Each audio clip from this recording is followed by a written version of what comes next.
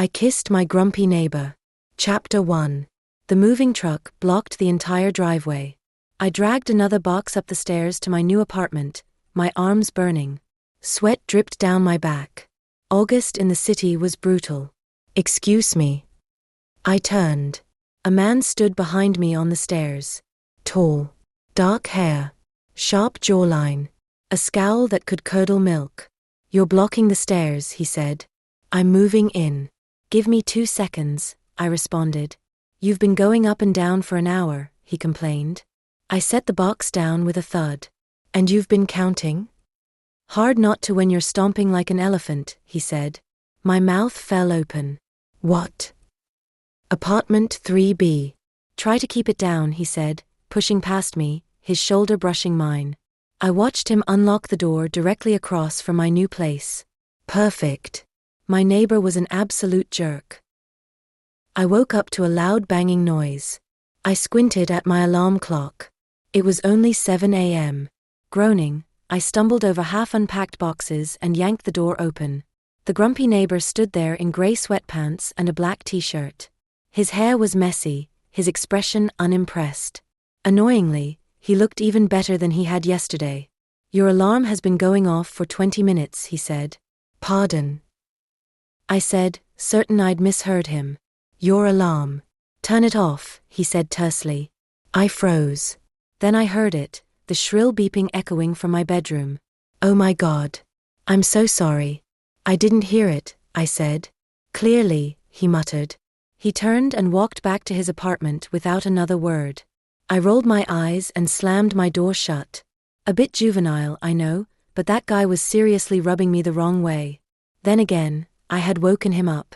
Maybe I was the problem. No. He was definitely the jerk. I ran into him again at the mailboxes that afternoon. "Hi," I said, trying to be friendly. He grunted. "I'm Mia, by the way." "Since we're neighbors," I said, forcing a smile. "I know, all your boxes had property of Mia written on them," he responded. "Right," I said. "And you are?" "Busy," he grumbled. He grabbed his mail and walked away. I stood there, staring after him. Yep. Definitely a jerk. Chapter 2. I told myself I wouldn't think about him. That lasted until 8:30 that evening, when my stomach growled loudly enough to echo through my mostly empty apartment. I stared at the sad contents of my fridge. 1 bottle of water. Half a lemon. A takeaway soy sauce packet. The fridge told the full story of my culinary skills, which were non-existent. I grabbed my keys and headed downstairs, determined to get food and avoid apartment 3B at all costs. The universe, however, had other plans. The moment I stepped into the narrow hallway, his door opened. He stepped out wearing a dark hoodie this time, sleeves pushed up, keys already in hand. He paused when he saw me, his eyes flicking over my oversized t-shirt and leggings. He didn't look pleased to see me either. We stared at each other for a beat too long. "Hi," I said, because the silence felt awkward. He sighed. "You again," he said. "Yes," I said. "Still living here." He locked his door. "Unfortunate." "Wow," I said. "You're really committed to being unpleasant." He didn't bother to respond. We walked toward the stairs together, the silence thick and awkward. "I'm going to assume you're not following me," he said. "Trust me," I said. "I would never follow you." He stopped at the bottom of the stairs and turned to face me. "Look, I just want to be left alone," he said. "Then why do you keep talking to me?" I asked. He opened his mouth, then stopped. His jaw tightened. "I don't," he said finally. "You just happen to be loud." "I am not loud," I snapped. "You stomp," he countered. "I walk with purpose," I said. He shook his head and stepped outside. We ended up walking in the same direction. Again. There was a small takeaway place on the corner, the only one still open this late. I slowed when I realized he was heading there too. He swung the cafe door open and stepped aside to let me go first. I wasn't buying the gentleman act. The place was warm and smelled like fried onions. There was only one other customer waiting. He stood beside me at the counter, close enough that I could feel his presence, solid, steady, distracting. I placed my order first and moved aside to give him space. We stood waiting, and he scowled at me. "Let me guess," I said. "You're going to tell me I breathe too loudly next." "You do," he said. I gaped. "You're joking." He turned back, his eyes flicking to my face. "Only a little." I stared at him, then laughed despite myself. He looked surprised. Just for a second. His blue eyes widened before he looked away. Our orders were called out one after the other, and we both reached for the serviettes at the same time. Our hands brushed. It was brief. Barely a second. Still, I felt it all the way up my arm. "Sorry," he said quickly. "It's fine," I said, my voice coming out softer than intended. He met my eyes, his gaze strikingly blue. For a moment, I thought he was going to say something, but then he turned abruptly and left me standing by the counter. I watched him go, my heart beating annoyingly fast. Grumpy. Rude. Completely unbearable. And apparently, impossible to ignore. Chapter 3. By day 7, even I had to admit it. I was living on takeaway. Not the healthy kind either. The empty containers were stacked neatly by the bin, the evidence undeniable. My kitchen smelled faintly of cardboard and regret. With a sigh, I gathered the boxes and made my way to the chute. I was in the hallway, balancing a rubbish bag in one hand and the takeaway containers in the other, when a familiar voice stopped me in my tracks. I turned and saw 3B filling his doorway. He stood there in a fitted t-shirt, sleeves pushed up, a dish towel slung over his shoulder. Was I too loud taking out the trash? I asked, a bit of attitude creeping into my voice. A familiar scent wafted into the hallway from his apartment. Garlic. Herbs. Something rich and warm. I closed my eyes and inhaled, then quickly remembered where I was and flicked them open. He was looking at me with an expression I didn't recognize. Almost kind. Then his face shut down, and he was back to being a jerk. His eyes flicked to the boxes in my hand. "Do you eat anything besides takeaway?" he inquired, head to one side. "How is that your business?" I asked. "You need to make healthier choices," he commented, ignoring my question. "You should eat real food." That infuriated me. He was an egotistical jerk. "I do eat real food," I said defensively.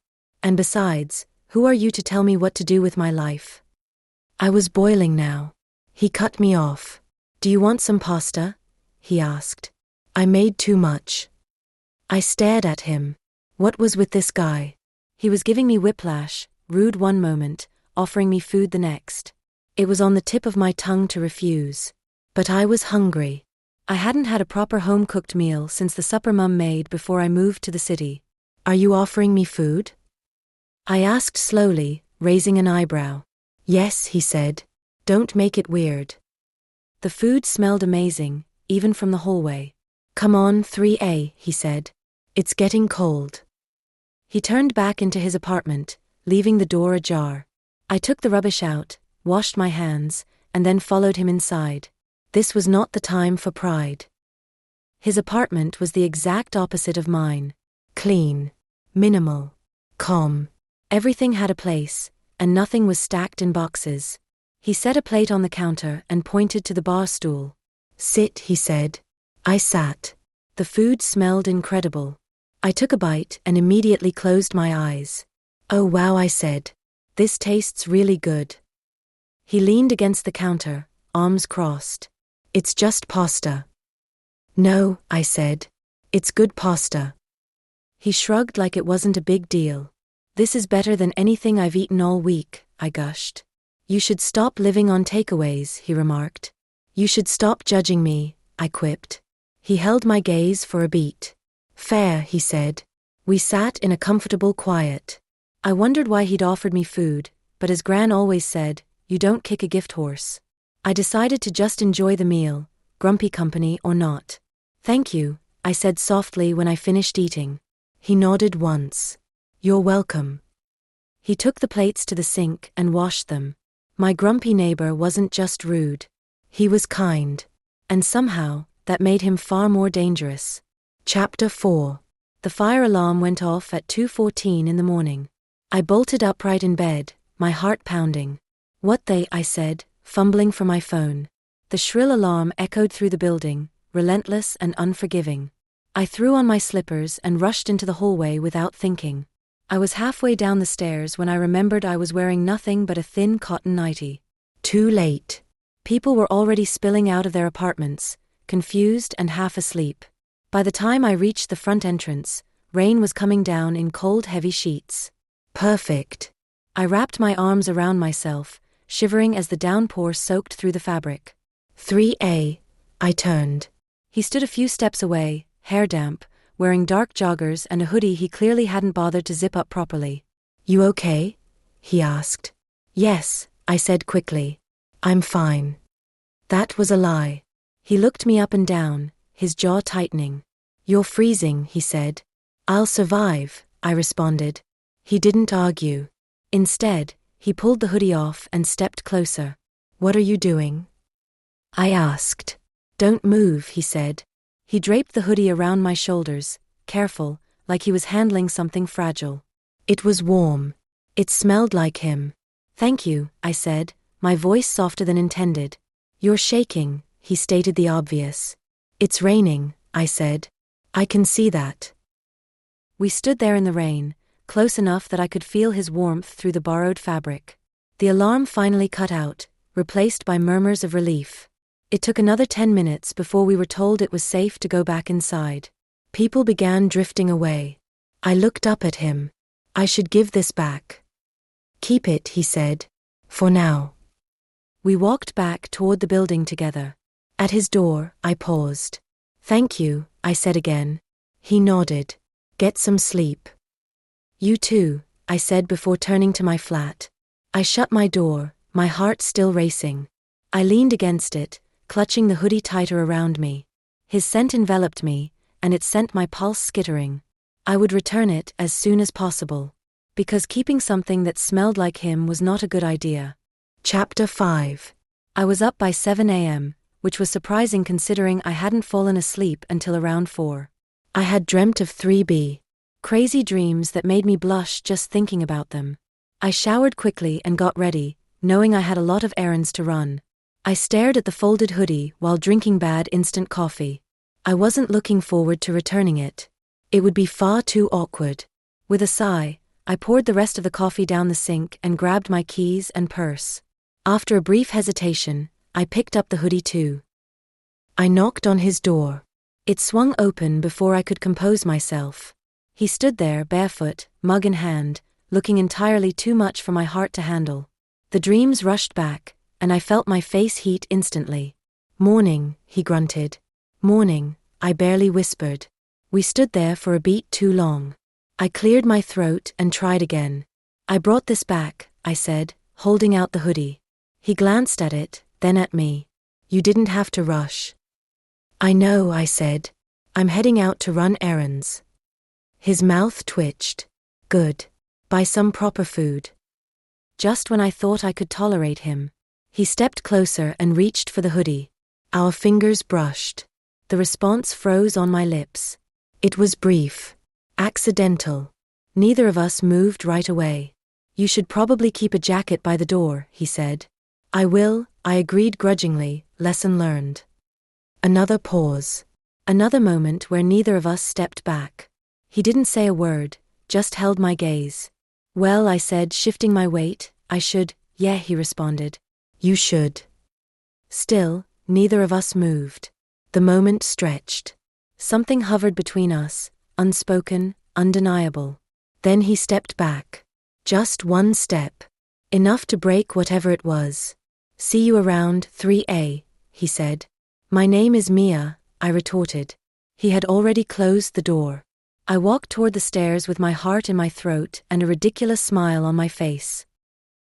Chapter 6. I didn't see him for 2 whole days.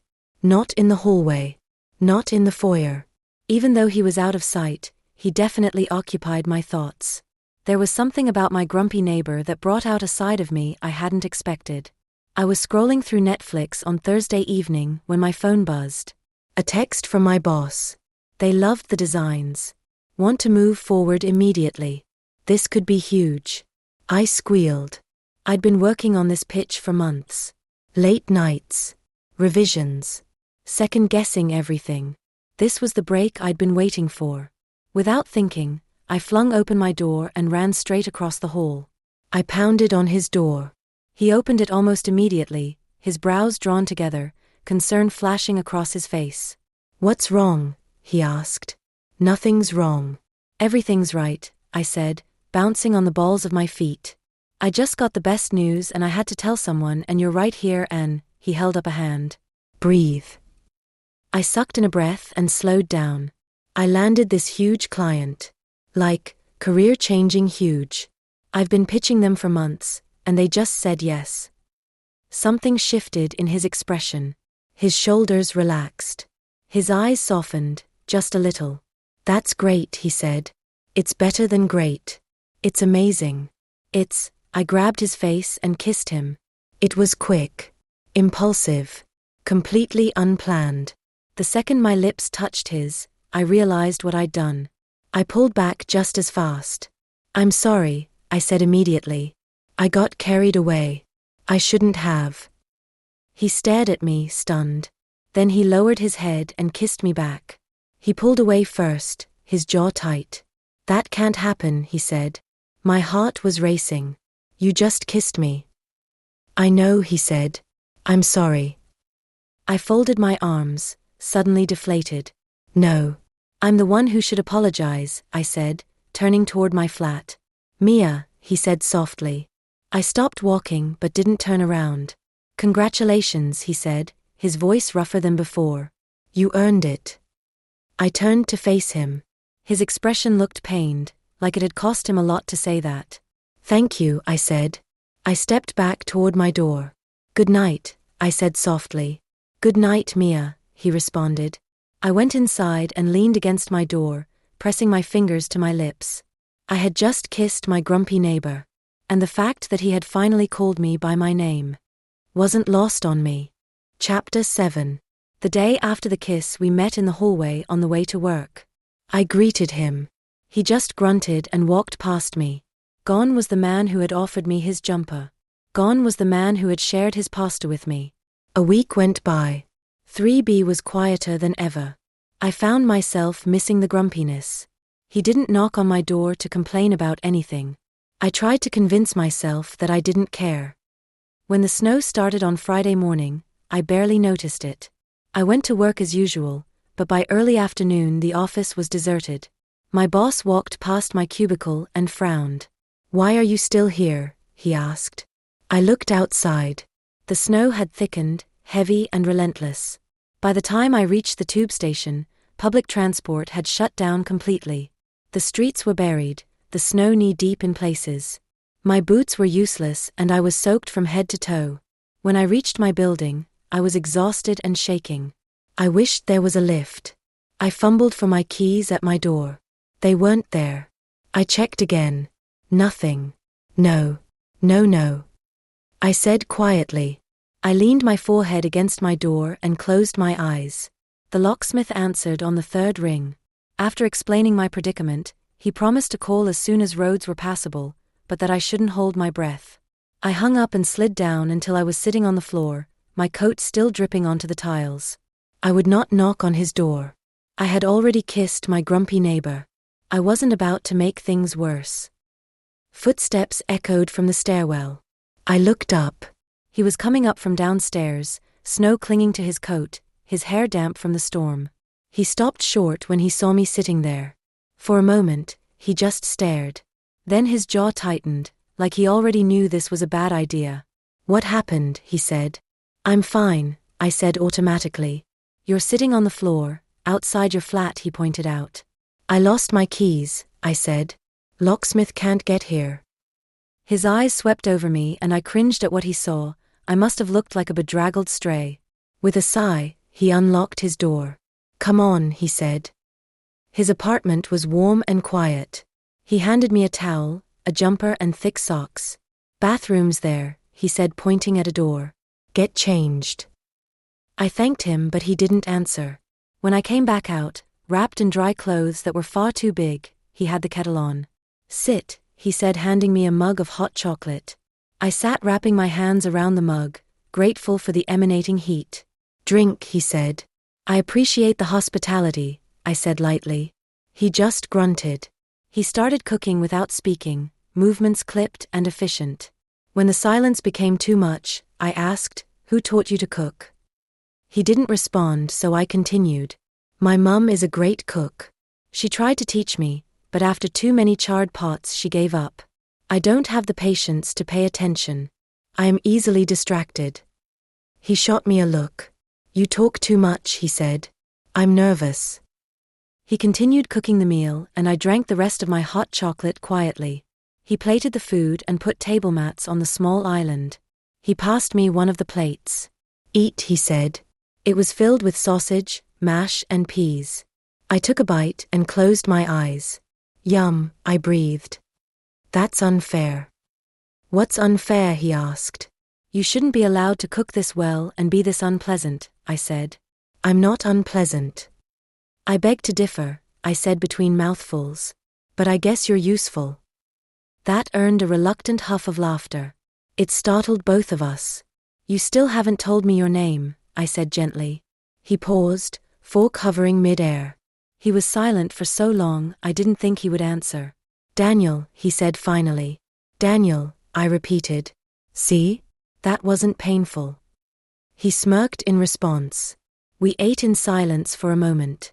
Then he said quietly, "I like my own company." "But you are tenacious." I looked up. "You invited me," I fired back. "I couldn't let you succumb to hypothermia," he said. Then, after a brief pause, "And you kissed me." I took a sharp breath. I couldn't believe he was bringing up the kiss. "I was excited," I explained. "I wasn't thinking. And for the record, you kissed me back." "I know," he said. "That's the problem." The lights flickered once. Then went out. I gasped. "You have to be kidding me."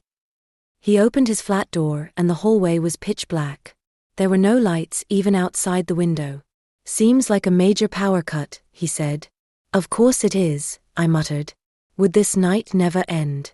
He moved to the kitchen using his phone torch. In one drawer he got candles and a lighter. He lit a few and the room was bathed in soft light. "I'll take the sofa," he said. "Take the bedroom." "Let me help with the dishes," I said, moving closer to him, but his voice stopped me in my tracks. "Please," he said. "Just go to sleep." I nodded. As I walked down the hall, my heart pounding, I came to the sound conclusion. I had kissed my grumpy neighbor. And neither of us knew how to undo it. Chapter 8. I woke to a white, silent world. Public transport was still shut. The power was still out. The locksmith was still unreachable. Daniel was in the living room, holding a mug of coffee. "Morning," I said. He grunted and pointed to the kitchen. "There's more coffee." "Thanks," I responded. I noticed the small camping hot plate on the counter. That explained the coffee. We stood at the window, watching the snow drift past. "So we're stuck," I said. "Looks like it." I hesitated for a moment. "If this is uncomfortable, it is," he shot back immediately. I blinked. "But not for the reasons you think," he added. He turned to face me, arms folded, expression still guarded. "I don't let people in. And when I do, I don't blur lines." "I see," I said, drawing out the word. "Do you?" he asked. He moved away, not waiting for an answer. We spent the afternoon at opposite ends of the couch. Him reading, me watching terrible television. We were not touching, but I was aware of him the entire time. Eventually he stood to make some soup which was delicious. I could live like this. If only he wasn't a grump. Chapter 9. I woke in the dark. My phone was dead and my mouth was dry. I padded toward the kitchen, unfamiliar shadows everywhere. I stubbed my toe and bit back a swear. Then I walked straight into him. I yelped and quickly moved away. He lit a candle and I could see him in the dim light. He was shirtless. He looked irresistible with his disheveled hair and chiseled abs. When I met his eyes, he was staring intently at me. "Mia." His voice was low. Rough. "Yeah." I haven't stopped thinking about it. I didn't need to ask what he meant. "Me neither," I said softly. He continued saying, I have told myself to keep my distance. I like my quiet, you are loud. It was just a spontaneous thing, so it should have ended there. He stepped closer. But I can't get you out of my head, he said. Not even in my sleep. His hand came up to cup my jaw. Thumb brushing my cheek. I want to kiss you, he said quietly. Then do it, I breathed. He kissed me. This wasn't like the quick, impulsive press of lips from before. This was deliberate. Hungry. His mouth moved against mine with an intensity that made my knees weak. I brushed the back of his head with my fingers, pulling him closer. He made a low sound in his throat and deepened the kiss. His tongue sliding against mine. I gasped against his mouth. He swallowed the sound, one hand sliding into my hair, while the other gripped my waist. Fingers pressing into my skin through the thin fabric of my top. Heat flooded through me. I arched into him and felt his body respond, hard and wanting against me. His mouth moved to my jaw. My neck. Teeth grazing the sensitive skin below my ear. I tilted my head back, giving him access. My fingers threading through his hair. Daniel. I whimpered, wanting more. Needing more. He lifted me onto the counter in one smooth motion. Stepping between my legs. His hands slid up my thighs. I wrapped my legs around his waist, pulling him flush against me. The kiss turned desperate. Messy. All tongue and teeth and barely contained need. His hands were everywhere. I shivered at the contact. At the calluses on his palms. At the way he kissed me. I want you, he said against my mouth. I've wanted you since you moved in. Even when you were being grumpy? I teased. Especially then. He pulled back just enough to look at me, his blue eyes dark. You drive me crazy. I pulled him back into another searing kiss. The lights flickered back on. We broke apart. Breathing hard. Blinking in the sudden brightness. God, Mia, he said quietly. I can't get enough of you. Daniel stepped back. He ran a hand through his hair and let out a slow breath. Mia, he said. Yes. I said, my heart still racing. He didn't look at me right away. I need to be clear, he said. I don't have anything to offer you. I'm not good at relationships, he continued. One night. That's all I can give you. The words hung between us like smoke in still air. Daniel, watching me with those blue eyes that have haunted my dreams. My heart hammered against my ribs. I should leave. I should protect myself, walk away, keep my dignity intact. But I didn't move, and when I met his gaze, I saw the same war being waged behind his eyes. Want versus wisdom. Desire versus doing the right thing. Okay, I whispered. Something flickered across his face, before he closed the distance between us. His hand came up to cup my jaw, thumb brushing my cheekbone with a tenderness that made my breath catch. For a heartbeat, we simply stood there, and I memorized the moment, the warmth of his palm, the way he looked at me, the heat in his eyes. Then his lips found mine again. The world narrowed to just this. The taste of him. The solid warmth of his chest beneath my hands. The low sound he made against my mouth that sent heat cascading through my veins. The kiss deepened, grew urgent.